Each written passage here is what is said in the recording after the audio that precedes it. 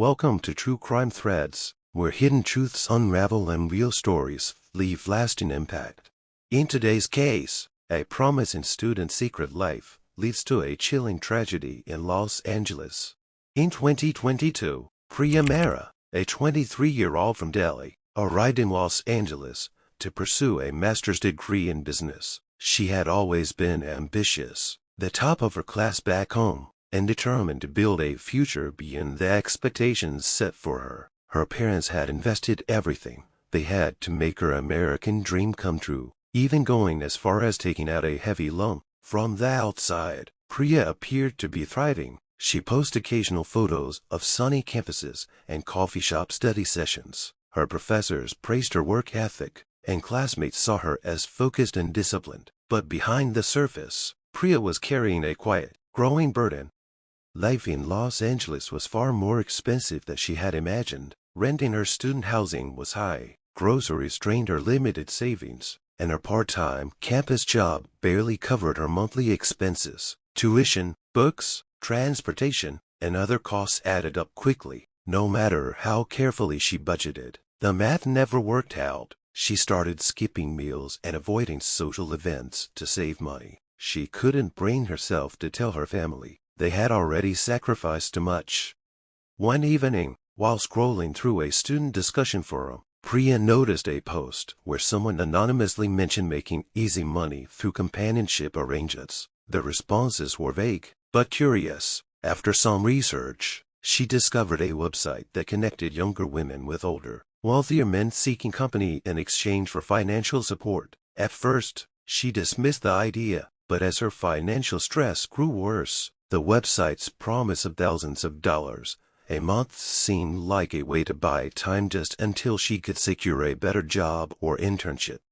Eventually, Priya created a discreet profile. She used a nickname, avoided personal details, and made her boundaries clear. Within a few days, she received dozens of messages, but one stood out. Stephen, a 52-year-old tech entrepreneur. He claimed he was recently divorced, emotionally stable, and looking for someone to spend time with in a low-pressure arrangement. Their first meeting took place at a quiet cafe in Santa Monica. Stephen was polite, charming, and generous. He complimented her intelligence and asked about her goals. He never pressured her. At the end of the meeting, he transferred $500 to her account, just for showing up. What started as an occasional dinner quickly turned into a regular routine. Stephen began giving her a monthly allowance of $4. It took care of her rent, covered her phone bill, and even bought her a new laptop for school. Priya convinced herself it was a temporary fix. She was still attending classes, still getting good grades, and still aiming for the future she planned.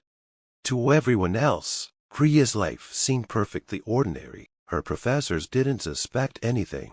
Her roommate thought she was tutoring in the evenings. Back home in India, her parents were proud. No one knew that beneath her polished life, Priya had stepped into a shadowy world she didn't fully understand. She had kept control for now, but what she didn't realize was that this arrangement, which started with quiet desperation, would soon spiral into something dangerous and irreversible. At first, the relationship between Priya and Stephen seemed to work smoothly. She met him a few times each week, often at expensive restaurants or his penthouse apartment in Beverly Hills. He always arrived with gifts, designer bags, perfumes, and jewelry that Priya would have never imagined owning. She remained focused on her studies and continued to appear like any other graduate student, juggling classes and part-time work. Stephen never questioned her schedule, and Priya made sure to keep her boundaries clear. It was an arrangement that served both of them. She got financial support and freedom from stress, while they got companionship and someone who listened without judgment. But over time, Stephen's behavior began to shift. It started with frequent messages, good morning texts, location check INS, and requests to know her daily plans. What once felt like generous attention soon became suffocating. If she didn't reply within minutes, he would flood her phone with calls. He began asking where she was, who she was with, and why she hadn't informed him about small changes in her routine. Priya tried to reassure him, explaining that she was just busy with classes or assignments. but Stephen seemed increasingly agitated whenever she spent time outside their agreed meetings. Eventually, his need for control grew more intense. He showed up unexpectedly near her campus and once waited outside her apartment building without telling her. When she asked him not to do that again, he responded with silence and later claimed he was just trying to make sure she was safe. Still, Priya felt the shift. The man who had once been generous and composed was now unpredictable, moody, and watching her more closely than she was comfortable with. One evening, after a particularly tense dinner, Priya told Stephen she wanted to end their arrangement. She believed it had run its course and wanted to move forward on her own. But instead of accepting her decision, Stephen's tone changed immediately. He didn't argue or plead. Instead, he reminded her of how much she had received from him: gifts, support. He hinted that walking away wouldn't be that easy. Priya didn't understand at first, but over the next few days, the meaning of his words became clear. Stephen had access to personal information, private messages, financial transfers, and pictures she had once shared with him in confidence. He knew details about her visa status, her university, and even her family's contact information. He began making veiled threats warning her that things could become complicated if she pushed him away. Priya realized she was trapped. She had no close friends to confide in and couldn't possibly explain this to her family back home. She feared her academic standing and immigration status could be affected if he followed through on his threats.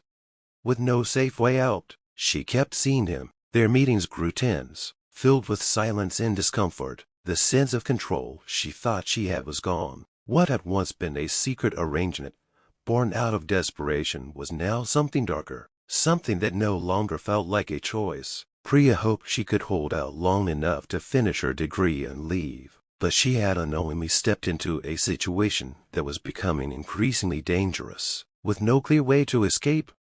In April 2023, everything changed. Priya suddenly stopped attending her classes. She missed an important midterm exam and didn't respond to any messages from classmates or professors. Her professors assumed she was dealing with a personal emergency, but as days passed with no word, her absence became more concerning. Her roommate noticed she hadn't returned home since Saturday evening. She remembered Priya had been dressed up and mentioned going out to meet someone, but she hadn't said who. Her bed remained untouched, and her phone went straight to voicemail. When Priya didn't show up for her part-time campus job, her supervisor reached out to university officials. Eventually, a missing person report was filed with the LAPD. Officers visited her apartment, questioned her roommate, and looked through her room. There were no signs of forced entry or struggle, and her belongings were mostly intact. Her laptop, textbooks, and passport were still in the room. Only her purse and phone were missing. Investigators began tracing Priya's last known movements. Through phone records, they discovered her final call was made on Saturday evening, just before she disappeared. It was to Stephen. Surveillance footage from nearby traffic cameras showed Priya entering a rideshare vehicle that evening. The drop-off location was a luxury apartment complex in Beverly Hills that address linked to Stephen. When police arrived at Stephen's apartment, he answered the door calmly. He appeared surprised by their visit but allowed them inside. He said he hadn't seen Priya in several weeks and claimed they were no longer in contact. His apartment was spotless, and nothing visibly suggested any wrongdoing. The officers noticed no signs of struggle or anything unusual, and since there was no warrant at that time, the visit remained limited. Stephen maintained that they had ended their friendship on mutual terms, and that he wished her well. Despite his calm demeanor, detectives felt something wasn't right. Stephen's phone records, when obtained through a warrant, revealed frequent communication with Priya up until the night she disappeared. Several messages sent to her phone went unanswered after 9:12 p.m. this Saturday, which aligned with the timeline her roommate had provided. Security footage from Stephen's building showed Priya entering the lobby with him that night, but there was no record of her leaving. Further footage from inside the building showed Stephen wheeling a large suitcase down the hallway to the parking garage hours after Priya arrived. The timestamp was just past midnight. That same night, Building logs recorded Stephen accessing the service elevator and leaving through the rear garage entrance, bypassing the main lobby. The footage didn't reveal what was inside the suitcase, but the timing raised serious suspicion. Detectives continued to build their case, but without a body or concrete evidence, they couldn't move forward with an arrest. They interviewed Stephen again, but he stuck to his story and denied seeing Priya recently. He claimed he had loaned her money in the past, which might explain the messages, but insisted he had nothing to do with her disappearance. With no physical proof and no eyewitnesses, the investigation reached a frustrating standstill. As the days turned into weeks, hope began to fade, and Priya's whereabouts remained a haunting mystery. For weeks, Priya's case lingered without resolution. Detectives followed every lead, interviewed classmates, checked financial transactions, and re-examined phone data, but nothing new emerged. There were no ransom notes, no suspicious activity on her bank account, and no confirmed sightings. Flyers with her photo were posted around the city, and her case even made local news. Yet there were no solid tips. Investigators continued to focus on Stephen, but with no body and no clear evidence of foul play, they couldn't charge him. It felt like the case was beginning to fade into the background, just another unsolved disappearance in a big city. Then, nearly a month after Priya vanished, a breakthrough came from an unexpected source. A storage facility located on the outskirts of Los Angeles contacted authorities. An employee had reported a foul odor coming from a unit that had been inactive for weeks. The smell was strong enough to attract complaints from neighboring unit renters. Management opened the unit, expecting to find spoiled food or discarded waste. Instead, they discovered something far worse. Inside the unit was a large wooden crate, sealed tightly with industrial-grade tape. It had been wrapped in layers of plastic, but the odor had started to seep through. The police were called immediately. Forensic teams arrived and carefully opened the crate. Inside, they found the decomposing body of a young woman. She was wrapped in multiple layers of plastic sheeting. Alongside the body were several of her belongings, including a purse, a broken cell phone, and partially burned notebook pages. The victim was quickly identified as Priya Mehra. Dental records confirmed her identity. An autopsy later revealed that she had died from blunt force trauma to the head. The discovery triggered a full-scale operation. Investigators traced the storage unit back to a small company registered under a different name. But the trail didn't end there. After digging deeper, they found that the business was a shell company linked directly to Stephen. Surveillance footage from the facility showed a man entering late at night, just 2 days after Priya was last seen. He was wearing a baseball cap and surgical mask, and although the footage was grainy, the body structure and vehicle matched Stephen's. More damning was the fact that the same suitcase seen in Stephen's apartment, building security, footage was visible in the storage facility footage. With this evidence, police obtained a warrant for Stephen's arrest. They raided his apartment, seizing electronics, clothing, and cleaning supplies. Forensics later confirmed traces of Priya's blood on a section of carpet near his bedroom. Even more disturbing, her phone had briefly connected to his home Wi-Fi network hours after she had supposedly left. Under questioning, Stephen initially denied everything. He claimed he had nothing to do with the storage unit, didn't know how her body ended up there, and insisted someone must be framing him. But as the evidence mounted, his explanations unraveled. Faced with undeniable proof, Stephen stopped cooperating. His silence only confirmed the suspicions. The man who once presented himself as harmless and generous was now the primary suspect in a brutal crime. The case had shifted from a missing person investigation to a homicide, and the story of what had happened to Priya was finally beginning to come to light. During the trial, a disturbing narrative began to unfold. Prosecutors revealed a pattern of obsessive behavior that Stephen had hidden well from the outside world. They presented text messages, call logs, and surveillance footage that outlined a gradual descent into control, manipulation, and, eventually, violence. Testimonies from forensic experts painted a clear picture of the final moments leading to Priya's death. It was not a premeditated act, they argued, but one driven by possessiveness and rage. Stephen had not planned to kill her in advance, but when faced with rejection, he reacted with lethal force.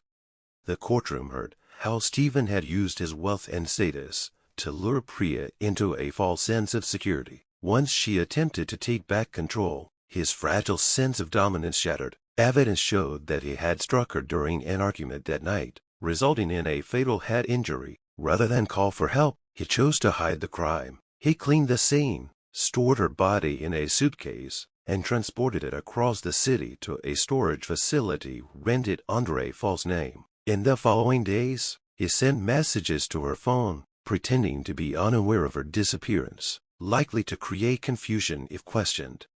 Stephen's defense team tried to argue diminished responsibility, suggesting that he had acted out of emotional instability rather than intent. They presented his history of failed relationships and claimed he had grown dependent on Priya's companionship, but the evidence was overwhelming. The jury saw through the defense's arguments and focused on the facts. Priya had tried to leave the relationship. She had taken steps to distance herself, and in response, she was silenced permanently.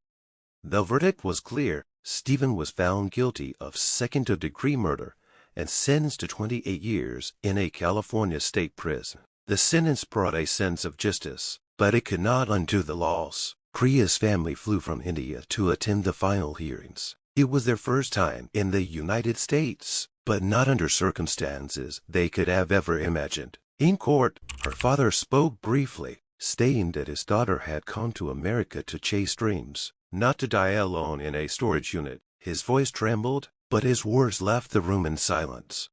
Priya's death quickly gained national attention. News outlets ran her story across multiple platforms. Her case became a topic of discussion among international students, advocacy groups, and universities. Many began to speak more openly about the hidden pressures students faced abroad: financial instability, loneliness, and vulnerability to exploitation. Discussions on sugar dating, consent, and legal protections surfaced in academic circles and online forums.